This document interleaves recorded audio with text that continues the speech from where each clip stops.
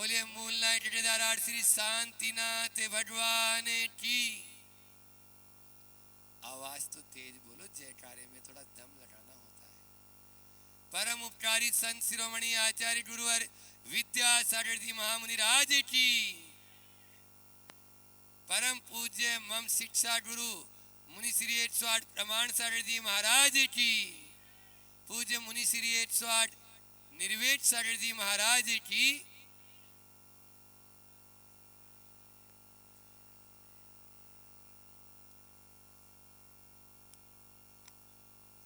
बात घर घर की है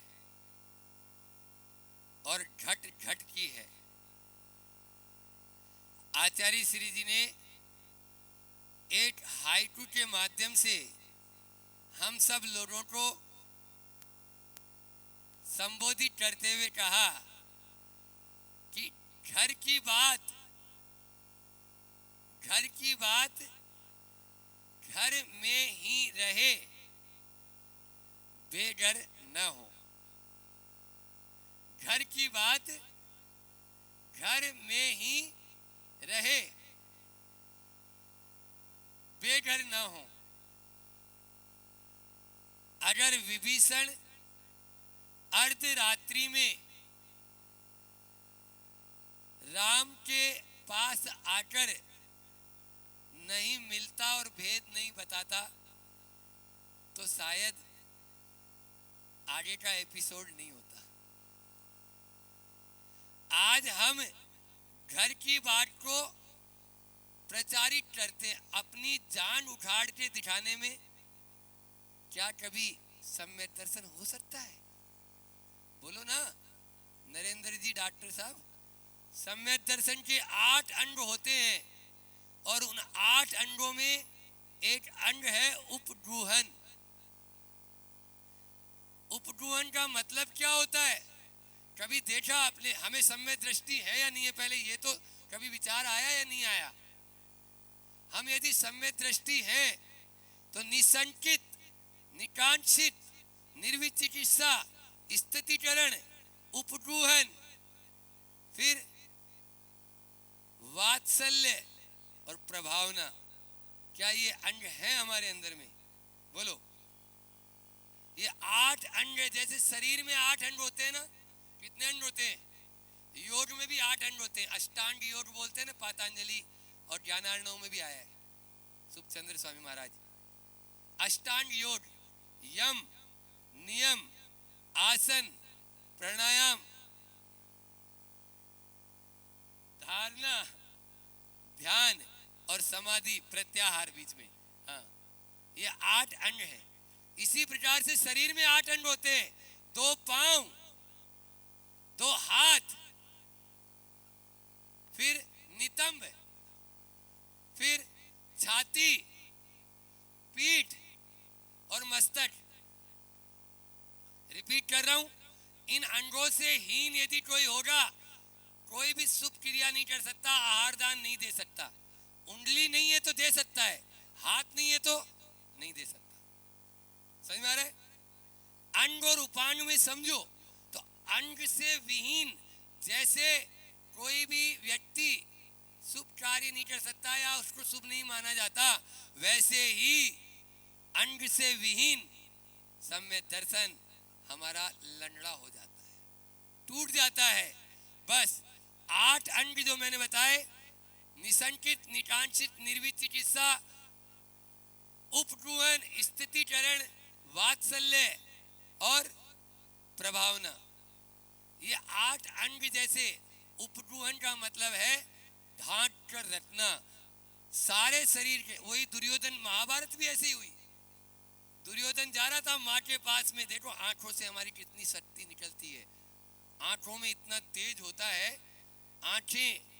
आंखों से ना मिले तो भीतरी आंखें खुलती।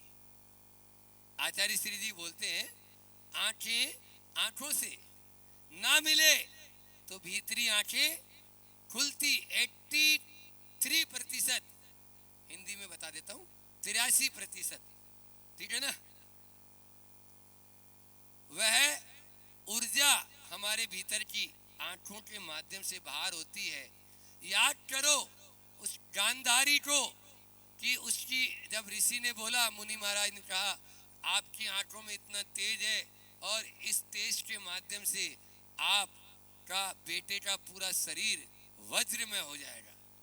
तब श्री कृष्ण नटवरलाल वो थोड़ी ऐसे ही श्री कृष्ण ने, हाँ श्री कृष्ण ने कह दिया अरे माँ के सामने जा रहे हो ऐसे मत जाओ, कम से कम नितंब को तो ढक लो। और बस उतना अन्न ढक लिया और उस अन्न के माध्यम से ही आगे का आपको सबको मालूम है। तो इसलिए आचार्य भगवान ने बहुत अच्छी बात कही कि घर की बात घर में ही रहे, बेघर ना हो। आज सास बहू में तकरार का कारण क्या, भाई भाई में खाई का कारण क्या, पिता पुत्र में गैप आने का कारण क्या? पहले भी तो पिता पुत्र होते थे, ऐसा तो नहीं अरे उनकी आयु उम्र अलग है हमारी उम्र अलग है, उनके बाल सफेद हो गए हमारे बाल काले, ऐसा कुछ नहीं, सब हुए। लेकिन कारण एक ही है कि हम, कल महाराज जी ने बोला था ना परसों तनु जी के उसमें प्रश्न के जवाब में, कि हम क्या करते हैं घर की बात बाहर कर देते हैं, बाहर वाला सुलझाता कम और सुलझाता ज्यादा है। क्या बोला? सुलझाता तो कम और सुलझाता ज्यादा है।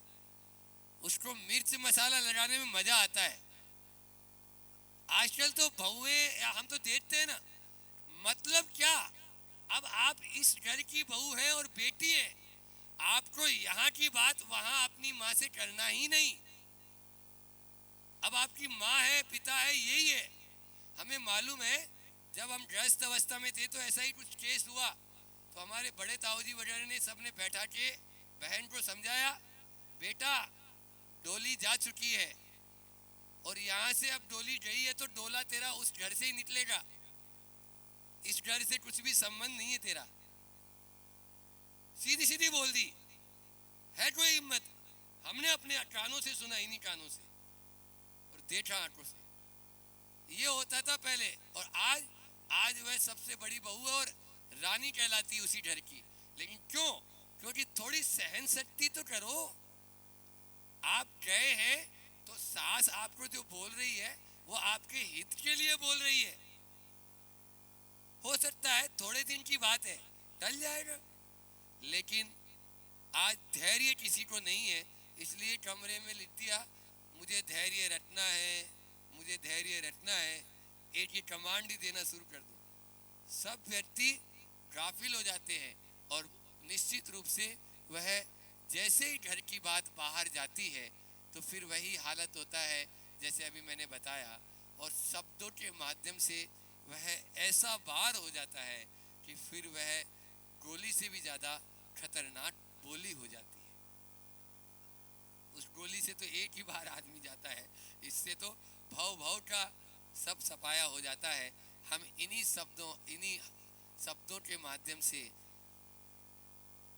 हाथी भी पा सकते हैं और इन्हीं शब्दों के माध्यम से हाथी का पांव भी पा सकते हैं।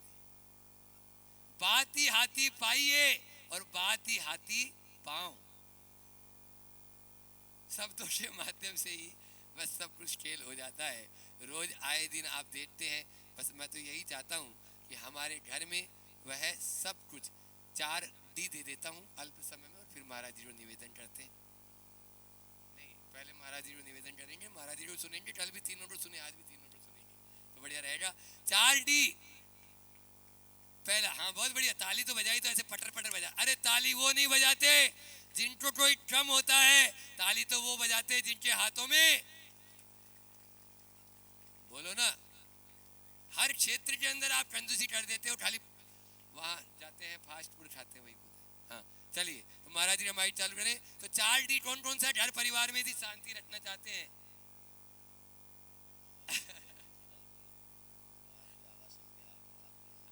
4D है, 4 तो हो गया हमारा। तो घर की बात घर में रहे, बेघर ना हो।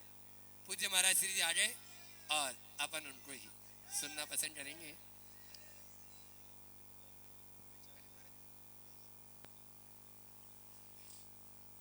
संत श्रोमणी गुरुवर आचार्य भगवान विद्यासागर महाराज जी की, मुनि श्री प्रमाण सागर महाराज की कोई व्याख्या नहीं। आप लोग बहुत होशियार हैं, हमसे ज्यादा ही जानते हैं, इसलिए इन 4 डी को याद रख लेना तो घर परिवार में वही रहेगा और घर की बात घर में ही रहेगी, बेघर नहीं होगी। शांति और आनंद हमारे अंदर में आ जाएगा। उसी शांति और आनंद के लिए अपन गुरुवर के चरणों में निवेदन करें। उससे पहले हमारे सुनील भाई, सुनील पप्लस